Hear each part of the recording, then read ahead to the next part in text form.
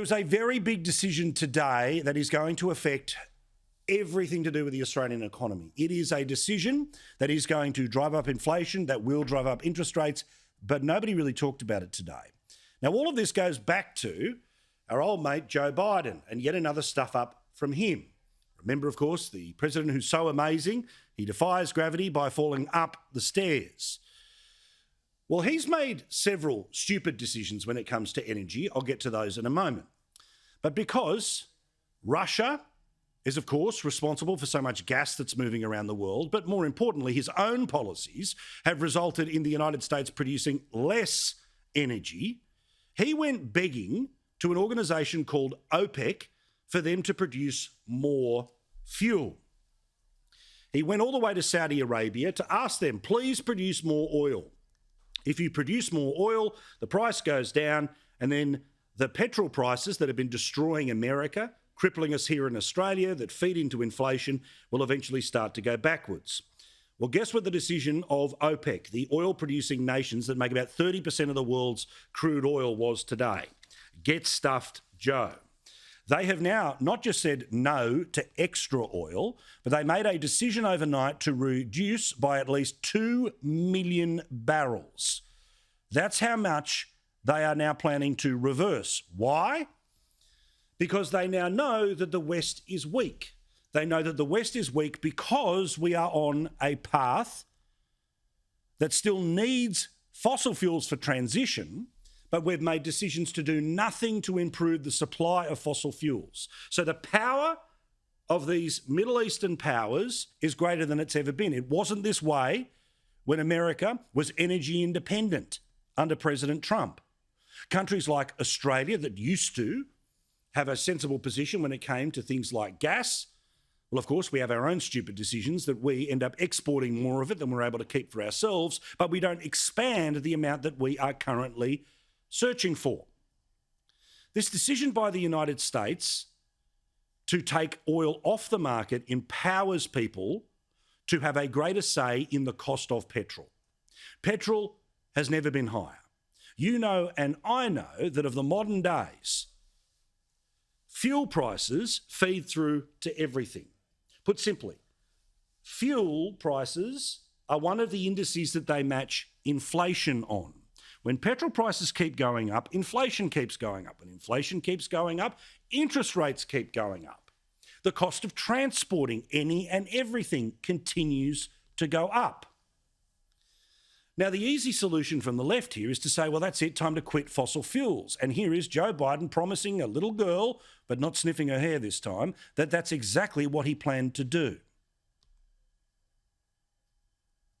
But, kiddo, I want you to just take a look, okay? You don't have to agree. But I want you to look in my eyes. I guarantee you, we're going to end fossil fuel, and I am not going to cooperate with you, okay? But the problem with these people is exactly the same problem that we have in Australia, which is if the decision is to move off fossil fuels, then what do you replace it with? Does that stuff exist today? Now, the reality with something like Australia's energy grid is no, it doesn't.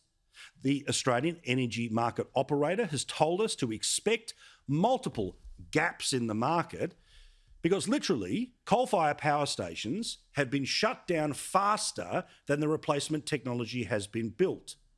This means for the period of time of transition, which of course may change depending on governments in the United States. There's a midterm election coming up in November, a presidential election in 2 years' time, where all of these policies could well be reversed, which means the inevitable, absolute path of trajectory of transition is not certain. They may want to pass laws in little old Australia about 43% renewables and 80-something percent renewables rather, and a 43% cut in emissions. But in the end, that's 1% of the world's problems. It won't change the weather. So we have a problem here, which is that if you want to move into a new house, you have to build it first. And then once you move into it, then you can demolish the other one. But because the current one that we're living in, according to lefties, is full of asbestos, we need to kick out the walls before we've built the next house. Well, funnily enough, that's going to result in one or two problems. A little bit of a draft, if you will, in the middle of winter, or the inability to cool yourself in the middle of summer. That's exactly what's happening now on a global scale.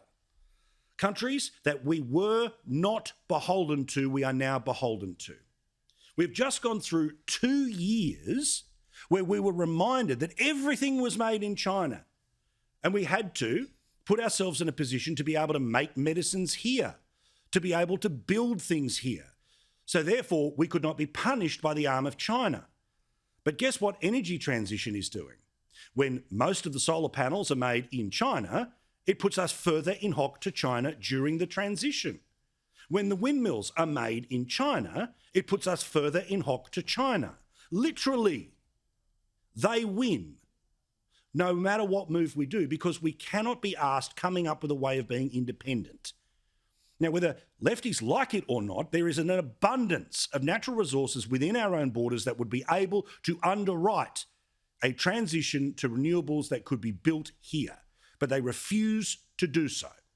And big money follows them, big media follows them, big government follows them. But little old you is going to be caught in the middle of this transition.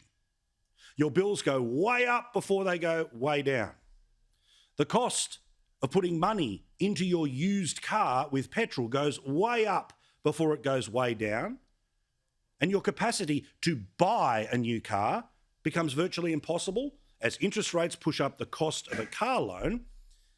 Or if they refuse to give you a car loan for a petrol car, it costs more to buy an electric car. Now, the destination might be nirvana, but the travel along the way to that destination is going to be a world of pain. A world of pain that people who sell you on the destination don't have the balls to tell you. It's a little bit like a self-help guru that says, if you say this one thing every day, eventually you'll become rich. Or the personal trainer who says you don't have to do a single burpee and you'll be able to lose 50 kilos. There's hard work to be done, hard graft, and sadly, we're going to have to pay.